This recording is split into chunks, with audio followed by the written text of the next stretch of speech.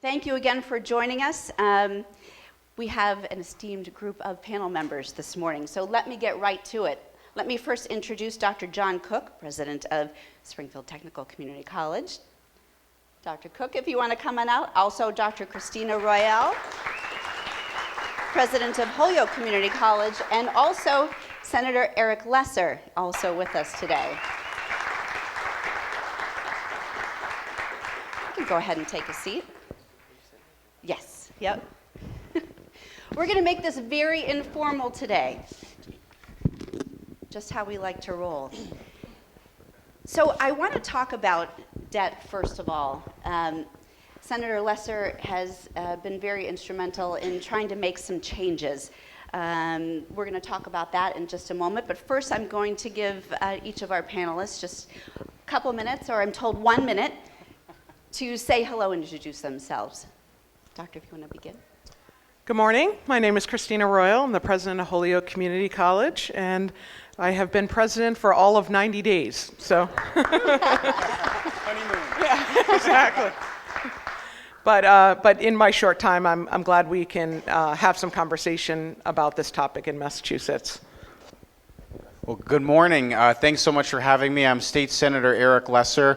First, I really want to thank President Royal and President Cook and Beth, of course, for hosting today. And I want to thank the great team at STIC for all the work they did to get this forum put together. And a special shout out to a member of my team, Michael Clark, who's running around helping get everything set up, who worked very hard to put this together.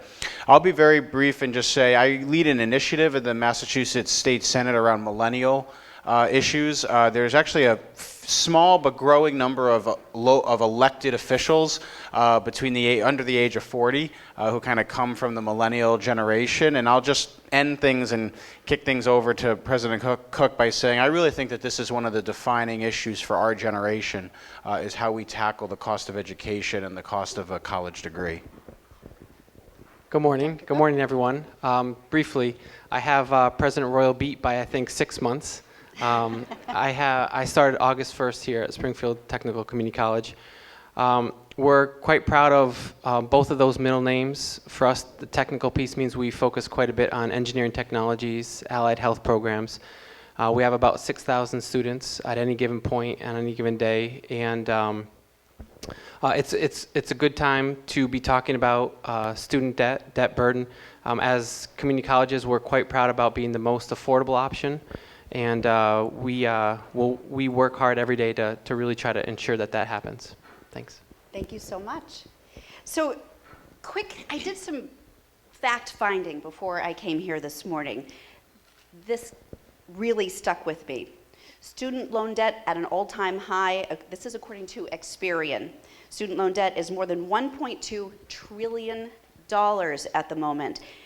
40 million people have at least one student loan with an average balance of $29,000. $29,000.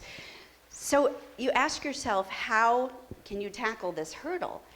So we're going to talk a little bit about some of the initiatives that Senator Lesser just described, and then we're going to ask you in just a little bit if you have any questions. I know some of you have submitted questions prior to today's event. We're going to get to those. And then if you do have questions when I get the cue, I'm going to ask you just to come down to this podium down here to my right, and we'll be happy to take the questions that you have. So let me start with you, Dr. Royal. I know it's 4 months, but 90 days. 90 days. That's why I'm there. Yeah, absolutely. So what is it that you can advise your students?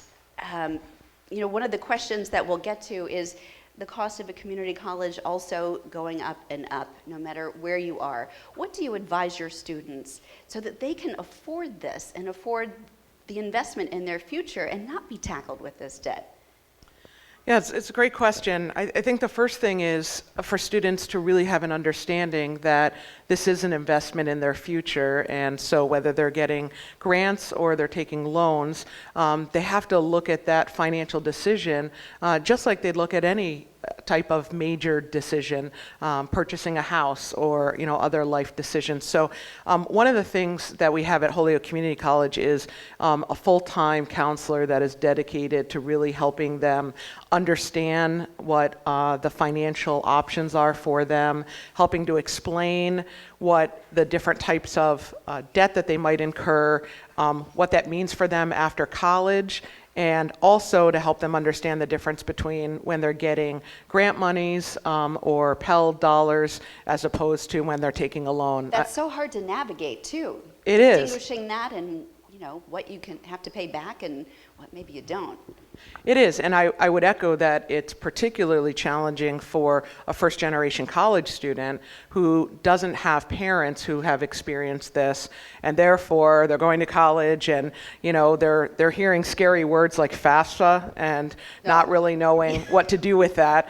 And I can relate to them. I was a first-generation college student myself, and I had to rely in part on loans as well. And I don't think it really even hit me until I got that first bill 6 months after graduation that said, wait Welcome a second. to the real world. Yeah. You have this loan payment that's equivalent to your car loan, and so that and how do we help students realize that implication and responsibility up front when they're making the decision about going to school?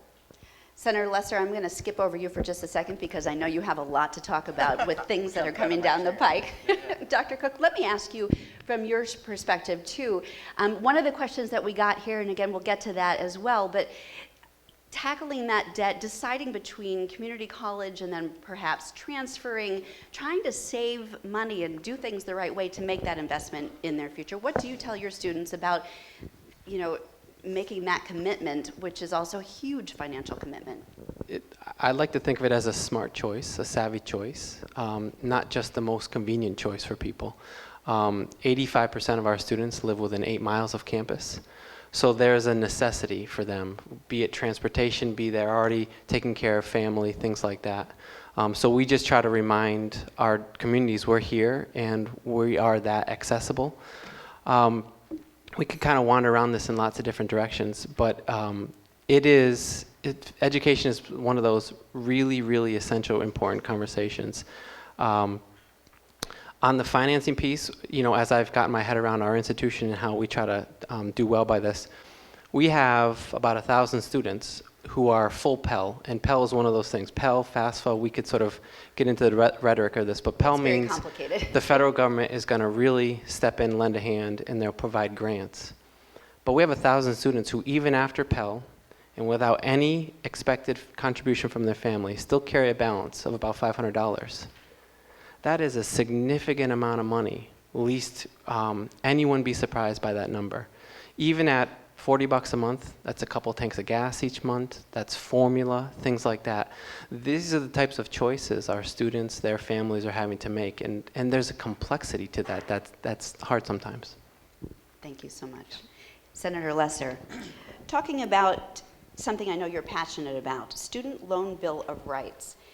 Tell us what that is and how you hope that it can help. I know a lot of you guys in the audience today, and I've got a senior in high school right now trying to decide between schools, and money is a big aspect. So tell me how you can help in the future and what you're looking to do.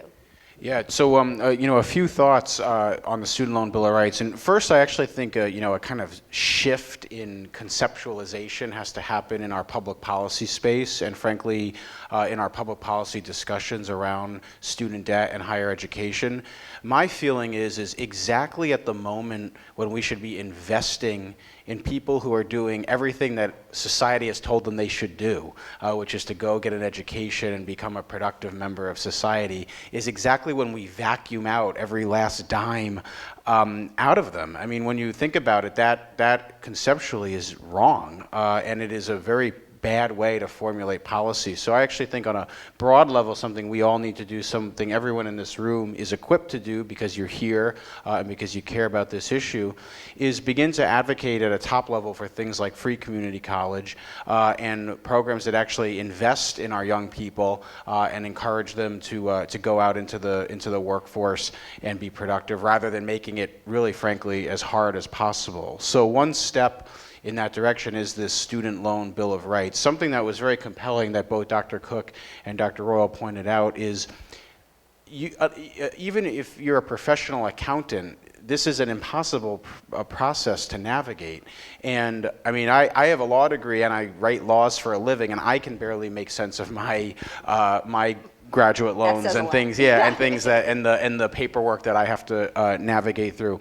And so what we had observed and what we saw is that in this humongous Byzantine process of banks, of servicers, of loan agents, no one in that process is actually looking out for you. Or looking out for the student and is there to protect the interests of the student. So that's the idea behind the Student Loan Bill of Rights, is that at the end of the day, there's going to be an office and there's going to be a person, an ombudsman, in the Division of Banks whose sole mandate is to look out for the needs and the interests of students. And importantly, that person is going to be invested with some substantial power. Namely, they're going to be able to both issue and revoke licenses for servicers in the state. So a lot of people don't even realize this, but you come to STIC or to HCC or to UMass or anywhere, any school, you take out a loan from the Department of Education, Federal Department of Education. They then package and hand that loan off to a servicer that no one here had any say in approving or even knew was happening. And then you start getting a bill from a servicer you've never heard of. Sometimes the servicers change. If your address changes or you move and you fall behind on a payment, all of a sudden you're hit with double-digit interest rates, and there's no recourse because there's no one to talk to. There's no one in the system right now who's solely responsible for regulating and overseeing those servicers. So the idea behind the Student Loan Bill of Rights is to put those consumer protections in place to give people some tools to negotiate with those servicers. Now, we were talking before we began, and you had also mentioned, Senator, the harassment, the phone calls for people who maybe have fallen behind even a day or two, getting those calls. And this would fall under that umbrella of the ombudsman? Exactly, and Dr. Royal and Dr. Cook can probably chime in on this because your students probably experience this, which is, if you go straight into a very high-paying profession, medicine, law, or a trade or something like that, and you basically don't make a single mistake, and you're you're incredibly disciplined, you can pay it off. And frankly, the cynical thing is that the banks and the advocates on the other side point to those examples, those handful of examples, and they say, look, it's totally doable. The problem is that if anything gets mixed up, even remotely, you fall into a rabbit hole of harassment. And we've collected horror stories from dozens and dozens of students all over the state who get calls in the middle of the night, who get people showing up, at their classes, at their workplaces, who are forced to make payments well beyond what they're legally obligated to pay, and it's not explained. There are even some cases of contracts in these loan agreements that don't allow you to seek outside help or counsel. Think about how unfair that is. So you're a 23, 24-year-old trying to make your way. You have no expertise in these issues. The person on the other side has been doing this for decades. They know exactly how to game the system, and if you try to turn to a lawyer or a legal aid attorney, you get disqualified because of the fine print of the contract. I mean, this is awful stuff. We wouldn't tolerate this with a used car, let alone with your college education. So we need to do more to clamp down on it. And the bill is actually based off of our neighbors to the south in Connecticut passed this last year. And they've seen a change already in just 1 year. The servicers have backed off. And they're not being as aggressive as they used to because they know that license could get revoked and they won't be able to do business in the state. Can I add something to You that? can. I think something that Senator Lesser touched on was really talking about how these loans get sold to other loan providers, and so it can be confusing for a student to really understand who is their loan with, who do they have to pay back. And the reason why that is such a particular issue to navigate is because it's in direct contrast to what we're trying to do as a nation to educate people on fraud. And if you get a letter in the mail that says from a company that you've never heard of that you have a loan payment due and we've just inherited your loan, how do you know that that's true or not? And who do you have to go to get clarity on whether or not that this is a legitimate communication or not? So I think that really as we work to educate students to really understand phishing tactics and a lot of email strategies that hackers are using, that the student loan area is one area that can also be very difficult to navigate if you're not realizing that your loans could be sold to someone else and now you owe money to someone that you didn't realize you did. Excellent point, excellent point. Let me see a show of hands, if I could. Who right now has some student debt or has taken out loans? Okay. Who is anticipating taking out loans, if you haven't already? All right, so that's most of our audience between the two. If I could ask you at this time, if you have any questions, please come forward. Don't be shy. We don't have a huge group here, so if you want to just come down this way, and we'll be happy to answer any questions that you have. Some of you did submit some, as I mentioned, before today's event, so let me get to those while I know, you can start the line forming this way. Don't everybody get out of your seats at the exact same time. We have time. So let me get to one of the questions that was submitted. Why does a community college education cost so much in the first place? Nobody ever seems to address this question. Something we alluded to a little bit earlier. Dr. Cook, Dr. Royal, I'll let either of you take this one. I'll start and then quickly get out of the way on that one, quickly. It's an important question. It's hard to respond to. I mean, for our college, STCC, the cost to provide these wonderful teaching and learning settings. We are a historic campus, so there's some interesting deferred maintenance challenges with that. And investing in our own people. I mean, talented faculty are talented faculty, and we want to make sure they're well compensated for that hard work. So there's all of those costs that roll into that. And again, I'll offer community colleges continue to be that most affordable option. So it's tricky to kind of get to that. Again, we are always very conscientious. Again, that Pell threshold is something we attend to, with a great deal of attention. Let me just pivot for a second and show how hard this is for all of us. And it's not necessarily an us and them, it's us with families, us with communities. One little case study. There's a student here at the college that I've gotten a chance to know. She's local. She got into a private 4-year coming out of high school and made that tough decision with her family that they weren't going to go into debt. And she worked for 2 years. And then she decided to come to us. And she'll be graduating this spring. And interestingly, despite family circumstances, she did have to borrow a little bit. And she's going to have about $3,400 in debt leaving. That's still what we're up against, is a student in a family who makes a tough choice, a savvy choice, comes here.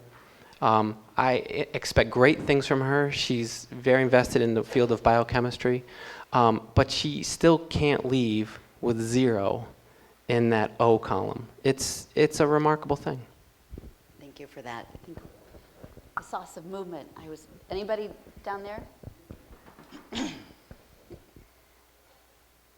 Hello, if you could just tell us your name, please. Hello, I'm Matt Medina. Hi, Matt. What is your question today? So we talked a lot about publicly owned student loan debt, but mostly to Mr. Lesser. What have you and your constituents done to get rid of the incentive for private student loan debt? Talking about nearly $160 billion owned in student loan debt by organizations like Sallie Mae, not including Wells Fargo or Discovery Financial Group. So what is the incentive for them to stop? How exactly do you plan to combat student loan given in a predatory way? Great question. Your name was Matt? What's your Yep, Matt. Nice to meet you, Matt. It's a very, very good question and very important. First I'll say our tools are a little bit limited on the state level with some of the federal, because a lot of the private loans you're talking about are regulated on a federal level. And actually, laws were written by the banks to preempt state law and to prevent state law from adjusting some of that. We do have some tools. For example, Chapter 93A, our consumer protection law in Massachusetts, is very strong, and we can use that law to counteract some of this. But let me just back up with everyone for a second on this topic, because it's a big issue. Until about 8 years ago, there was basically a massive giveaway to the biggest banks happening in this country through student loans. They were basically passing through the Department of Education and then getting issued to private banks, as you mentioned, and then getting repackaged and sent to servicers. Actually, as part of Obamacare in 2010, there was a massive change in how federal student loans are issued. And in fact, it was something that student loan advocates had been fighting for a generation. And because it was packaged in the Obamacare Act, which was itself a big deal, I don't think it got the attention it deserved. But what that did was it redirected loan issuing to the Department of Education. It basically turned the federal Department of Education to a big bank.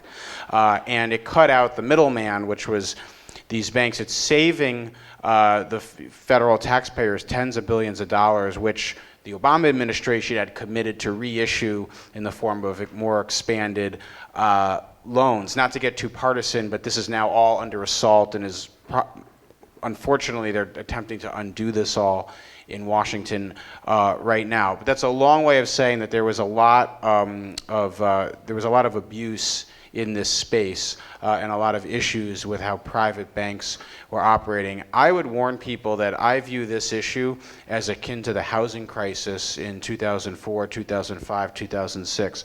The same way that Fannie Mae and housing mortgages were getting subsidized in really dangerous ways by the federal government, and people were kind of pushed into predatory situations, mortgages they couldn't hold on to, couldn't afford. You see very similar trends and very alarming trends with student debt, and this is a looming crisis because there's hundreds of billions of dollars in outstanding student loans out there, and a lot of those loans are not excusable in bankruptcy. So that was the idea behind creating, for example, this Consumer Financial Protection Bureau and the Student Loan Ombudsman that sits at the Consumer Financial Protection Bureau on a federal level. Our Senator Elizabeth Ward has worked very hard on those issues, and quite frankly, a lot of those protections are at risk now of being undone. So it's a very important point that you bring up. What we can control in Massachusetts is the servicers, because the servicers don't. This gets a little technical, but the servicers don't fall under the same preemption laws as banks. Banks are regulated by the federal government, but we can use our consumer protection law to regulate and protect against the abuse by the servicers, and so that is admittedly not 100%, but that's something we can get started on and we can do right now without waiting for the federal government, and that's what we're doing. And may I append something, a new question? So, Yeah. given that it's like the housing bubble and people are making money on ephemeral money through speculation on people's indebtedness, what can we do then? What options are there for you and for the public? For example, how would someone in your position attack this on a federal level? Because certainly there's got to be some tie. Great question. So a few things that we can do. One is we can get this Student Loan Bill of Rights passed. That is just in Massachusetts, but as I mentioned, one passed in Connecticut last session. There's about 17 states where this law is now up for debate. Massachusetts is one of them. Let's say we get 10 of the 17 passed this year. Now all of a sudden we have 11 states with their own very strong consumer protection laws around servicers. That puts pressure on Congress and on the federal government to do something. What I would say to kind of everyone in the room, because I can appreciate and I'm sensitive to the fact that this can be a disempowering feeling that these banks and the economic forces at play here are so powerful and so strong that there's nothing we can do about it. I would really urge everybody to actually think in the opposite direction, which is we have an opportunity right now, working through states, working through legislatures in Massachusetts and all over the country to get things moving, to put pressure on the federal government. That's what happened with healthcare. Massachusetts passed healthcare reform first. Everyone thought it was sort of a pipe dream and crazy when we did it. It then became the law of the land when President Obama came into office. Same with gay marriage. Massachusetts was first with gay marriage. People thought it was kind of out there and kind of different and kind of and you know, maybe a little too fast when we did it. But we stood up. Massachusetts did it, and decade later, the rest of the country followed us. We can do the same thing, and we can be the same leaders on student loans. And I would say we are uniquely positioned to be leaders on this because Massachusetts is the capital of education in our country. We have dozens and dozens of incredible institutions, and if they have to follow our state law, that's going to trigger other universities to follow as well. On that point, one of the things that we can do, we can continue to talk about the Commonwealth commitment. I don't know that really creative initiative has permeated in all the corners of the Commonwealth. Essentially, this is a commitment to cap a bachelor's degree at $30,000. But you have to start at a community college. You have to go full time. So there's some commitments within there to really consider. But, you know, to be able to go from Holyoke Community College, Springfield Technical Community College, the other 13 community colleges, to any of the state universities or within the UMass system, and it's capped at $30,000 is quite something, and I don't know that we're necessarily talking enough about that. That's a bargain in today's day and age, too. Great point. Matt, thank you so much. Did that answer some of your questions? Yep, thank you. All right, thank you.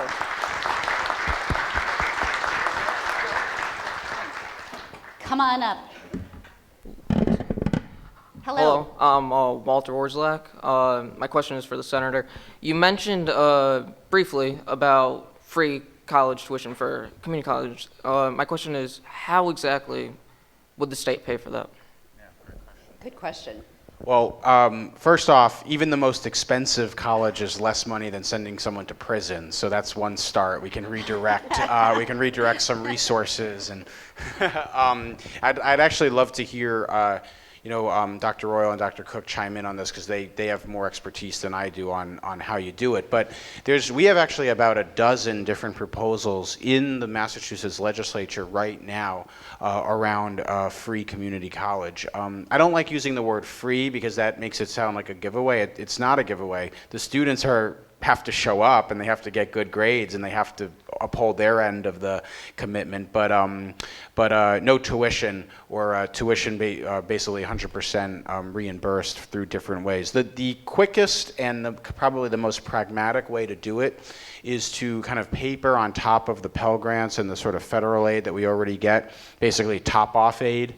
To sort of bridge the gap between what's already provided by Pell Grants and by other federal and state aid programs and sort of the gap that's left. That's actually relatively modest. Those are, I don't want to underplay it, but those are relatively modest amounts of money in the scheme of what we spend on things. And, quite frankly, maybe it's time for some people in our society to pay a little bit more to support and pay it forward for the next generation to provide something like free community college that would transform our entire economy and unlock billions of dollars in new economic potential. Because think about all the people that a school like STIC or HCC, think about all the potential it opens up for so many people who didn't have that opportunity to begin with. So, we know how to do it.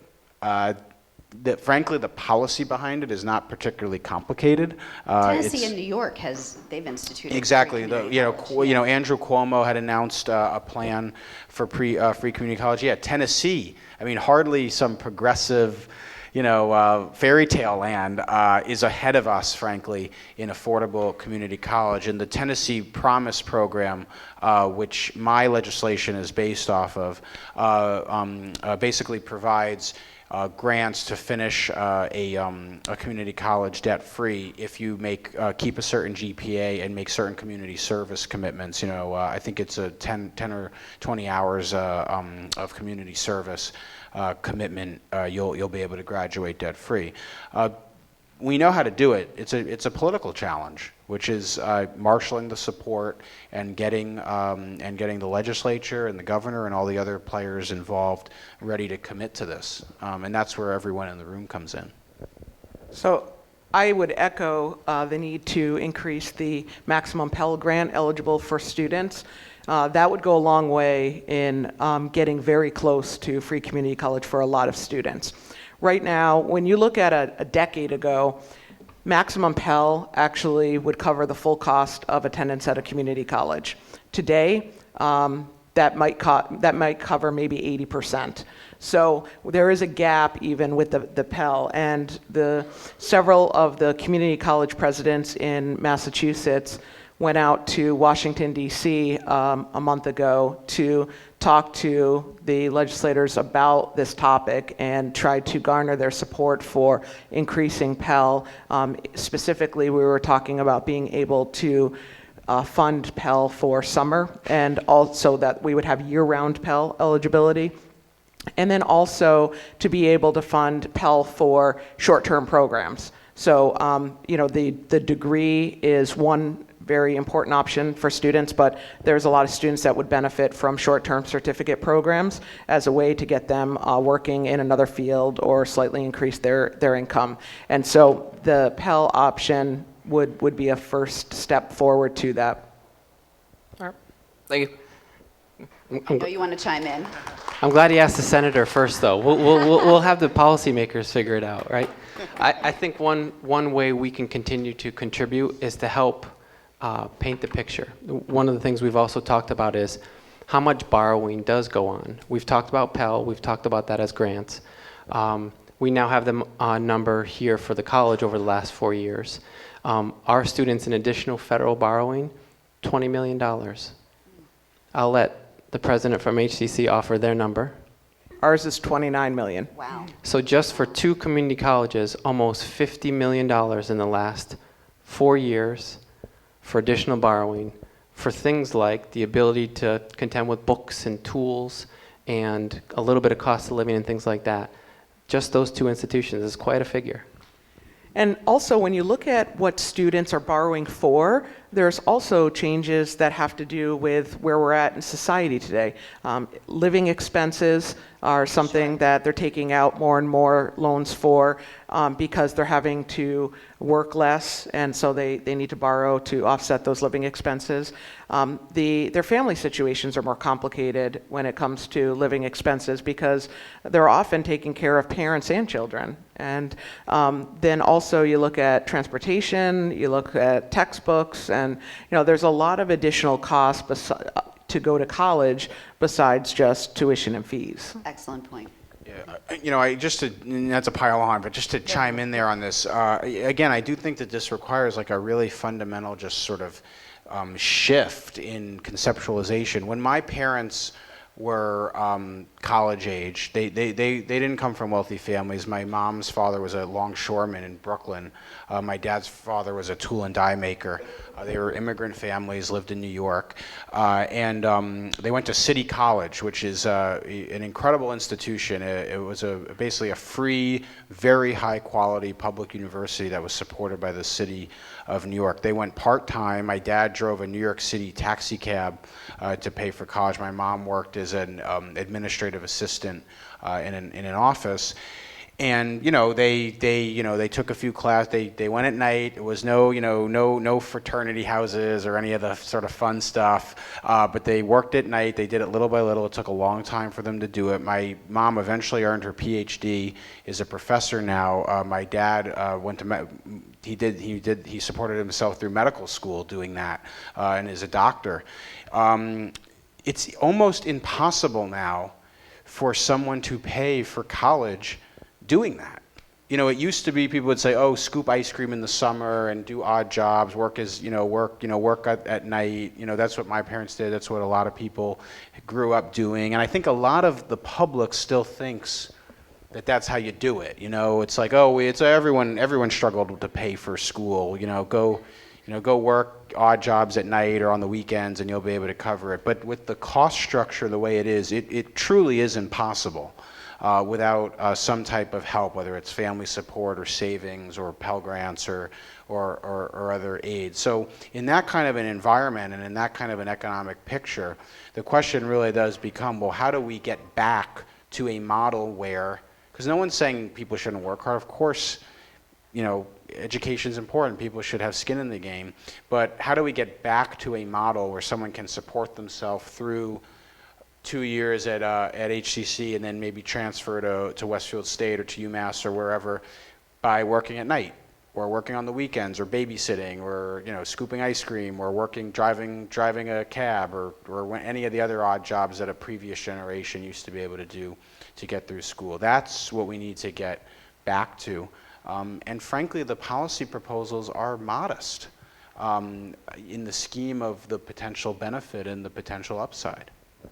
I think I want to just use this opportunity to add another dimension to this conversation, which is also thinking about matching the job choices that students are studying and how that compares to the amount of debt that they're incurring to go work in that field. And there's something called gainful employment that holds institutions accountable for looking at how the cost of education for a particular field matches what the career prospects are in that field. So that's also important, that someone isn't incurring a tremendous amount of debt and the income levels for those jobs are much lower and would create a burden after graduation. And that's a tough balance, because on one hand, you do want students to study what their passion is, but we also have to make sure too that that's not going to cause additional financial hardship down the road. That kind of goes into my question. I was wondering what you guys think about something like the value of the name of a college on something like an application or resume. Great question. Really good questions today. I like that one. Well, I think what I would say in terms of, you've got two community college presidents up here.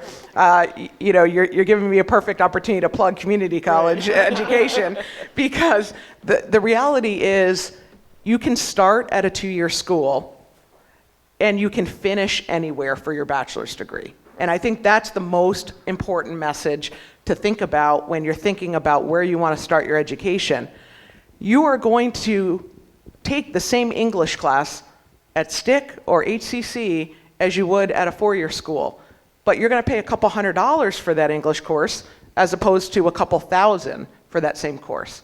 So starting your first 2 years at a 2-year school is a smart financial decision, and it does not inhibit you from being able to graduate with your bachelor's degree from whatever school you want. Two quick examples, right? So I don't know how you feel about math. I've clearly had my own views on that over the years. You can come to Springfield Tech, take statistics, with less than 30 students, almost kind of guaranteed. Right. I offer that to anybody who's curious about what is the value, what is the reputation of a community. Come and have your professor actually get to know your name over the course of the semester. Take in mathematics, which we know is everyone's favorite topic, right? It was mine. I was happy. Not mine. One other anecdote, and she would be mortified for me to use this example, but I just had the privilege of hiring an executive assistant, a tremendously talented woman, bachelor's and master's degree from the University of Maryland. She went to a community college. She graduated from a community college. She did not put that community college on her resume. And I gave her a really hard time about it. Because there's no need to self-censor like that, right? We know, I think, especially now in 2017, there's a real reconsideration of our reputations as community colleges. Thanks.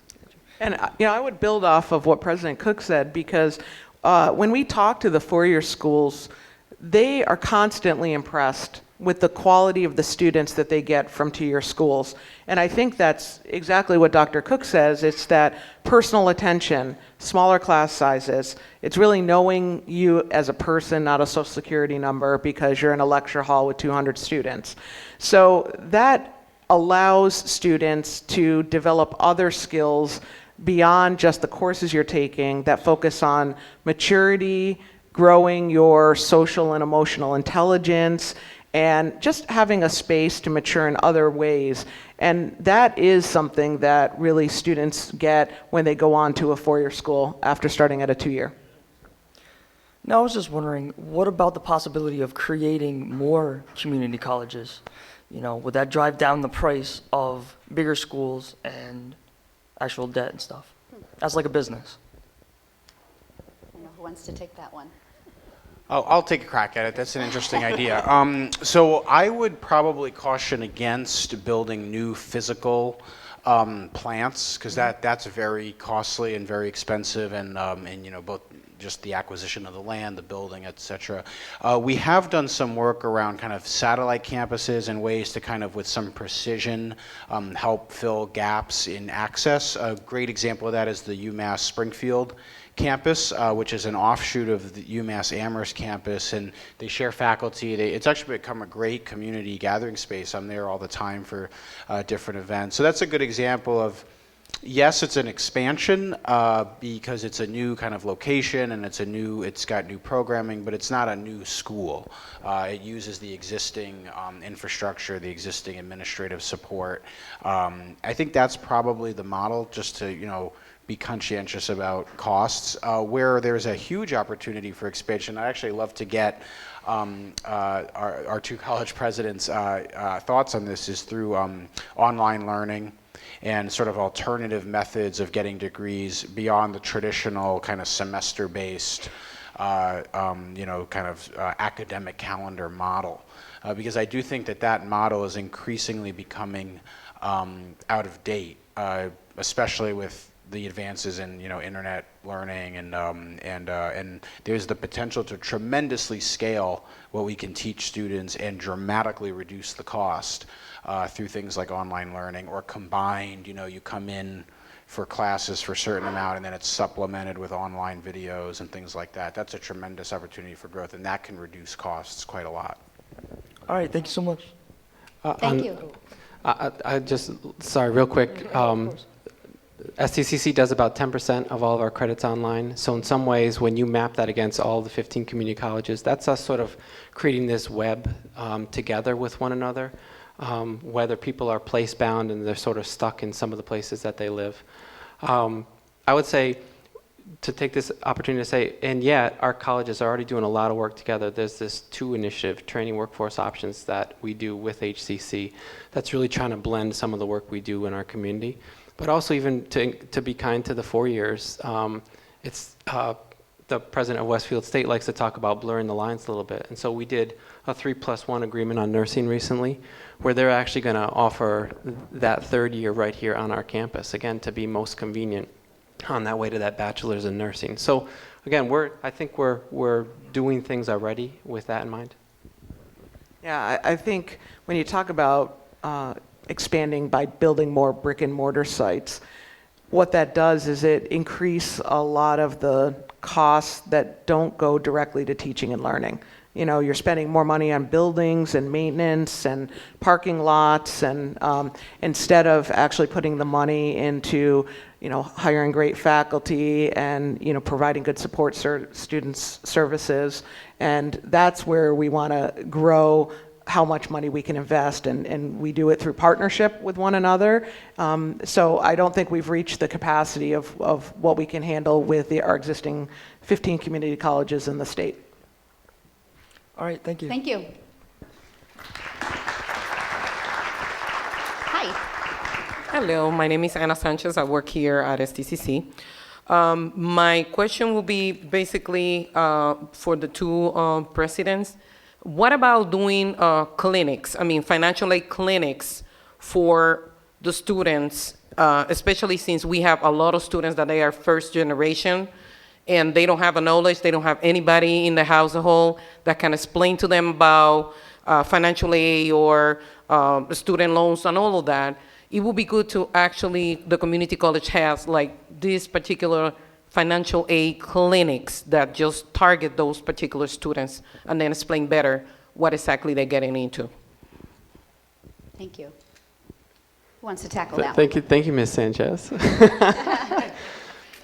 As I like to say, this is a we conversation, so don't think you're out of it just because you asked the question. Let me use this parallel. We do a lot of community tax prep help through a VITA program. I think we've helped package sometimes upwards of 900 or 1,000 people who are making less than $55,000. We do it pro bono, and it's a tremendous asset both to our students but also to the community here. So that idea of doing clinics for financial literacy, in some ways we're doing it with this tax preparation piece. How do we embed that in some of the other work that we do here? We have some of these models. And sometimes it's just a matter of making sure we put ourselves in the room and we sort it out together. So appreciate that. Yeah, I would echo a lot of what Dr. Cook has said.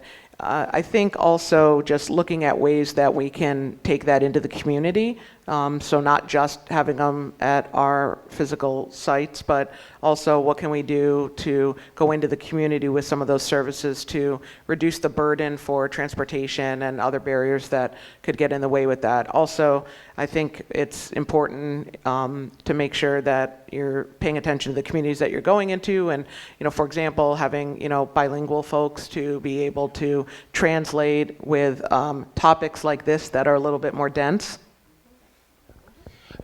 I'll just chime in as backup, which is, I think increasingly political leaders are appreciating how important this is, and we actually have about a dozen or so, maybe even more, very different bills covering various elements of financial literacy, and in particular, access for underserved communities, bilingual literacy programs, getting into neighborhood initiatives. Frankly, a lot of this used to be taught in school, and through K through 12 schools, and with MCAS and kind of the testing pressures and all these things, it got crowded out, which is really a shame because we did a listening tour around the state last year as part of this Millennial Engagement Initiative that I lead. We did them all over. We did one in Holyoke, we did one in Springfield, did one in Fall River, we did one in Lawrence, which was bilingual. We had an interpreter with us, which was a great experience. We did one in Quincy, in Amherst, really Uxbridge, Paxton, Mass. We did one in too. So it was really all over. We got a great cross section of the state. And one of the biggest takeaways was anxiety about just debt and financial management, period. Not just student debt, but car debt, car payments, rent, credit card bills, and certainly, and of course, student debt. And we looked into this and we saw that, actually there's very few high schools that are teaching this anymore. And it's never been more important, frankly, with the proliferation of credit cards and all kinds of different consumer financial products to have some savvy about this, because quite frankly, people do get preyed upon. And it goes back to the original, that Dr. Royal said earlier, which is, you get a letter in the mail from Navient or from one of these servicers. You've never heard of this company, Navient. You didn't sign your loan with Navient. They're telling you that you need to fork over thousands of dollars a month to this unnamed P.O. box in Indianapolis or somewhere. No offense to Indianapolis, but it always seems to be someplace there. And people are like, what is this? And you should be cautious because it kind of goes against every instinct people have. So that's why we need to beef that up, and we need to do more around financial literacy. I think we're getting close to 11, if not a little after 11. So we have one more question. We can take that. Good morning. Good morning. My name is Henry Smola. I have a question regarding students who are currently enrolled in the grand scheme of all the policies that have been talked about. As we know, any sort of change, palatable change, like significant change, whether it's at the school level, the state level, the federal level, these things take time. So much time, in fact, that many of the students who are currently enrolled will certainly have graduated by the time these policies pass. So on the one hand, one of my questions is, do you find it difficult to engage the students to get excited about these potential changes regarding free college or near free community college? to the ones who are already enrolled and will more than likely graduate with debt before these policies are implemented. And I was wondering what is being done, if there's anything to sort of grandfather them in, so if they do graduate with debt and then the policy gets passed, is anything being done for them? Or is it the type of thing when it's passed, it's all students after? Wow, another great question. Yeah. So you've summed up a tremendous challenge with political organizing, which is, how do you motivate people to work on things that are abstract and long-term? Sometimes, one person I used to work with said, our job is to plant the seeds the trees will never get to sit under. So I will just challenge everyone and say a little bit, as a member of a society and as a citizen, we all have an obligation to work on things even that won't directly benefit us. But putting that aside for a second, if you're a current student right now, the Student Loan Bill of Rights is actually aimed exactly at you, because you're going to be that you're going to be paying off the debt service for many, many more years down the line. And if the Student Loan Bill of Rights passes this session, we have 2-year sessions in Massachusetts. So if it passes by the end of 2018, which I'm very hopeful it will, we'll see, but we're going to work hard on it, then you will absolutely benefit, because it won't take that long to get the ombudsman set up, and it won't take that long, for that office to get set up and for the servicing, for the licensing regime to start. And that would be a include beneficiary. students who have already incurred that debt. Oh, absolutely. The way the law is written is it regulates servicers. So if you have contact with a servicer, you would fall under the protections of the law. Thank you very much. Everybody, I know some are getting back to class. I think our time here is just about done, unless anybody else has another question. We're good? All right. Thank you so much. And as Senator Lesser said, we've got a captive audience. Really quick. Students in this room, there are things that you can do. And Senator Lesser and I have talked about this. The best thing is to do what? Really quickly, if we can close on this. Student Loan Bill of Rights. Call your legislators, your senators, your state reps, call the governor, let them know that you want our Student Loan Bill of Rights passed. Thank you so much. Dr. Cook, Dr. Royal, Senator Lesser, thank you so much for coming out here today. Thank you, everybody, for joining us. Have a great afternoon, and good luck.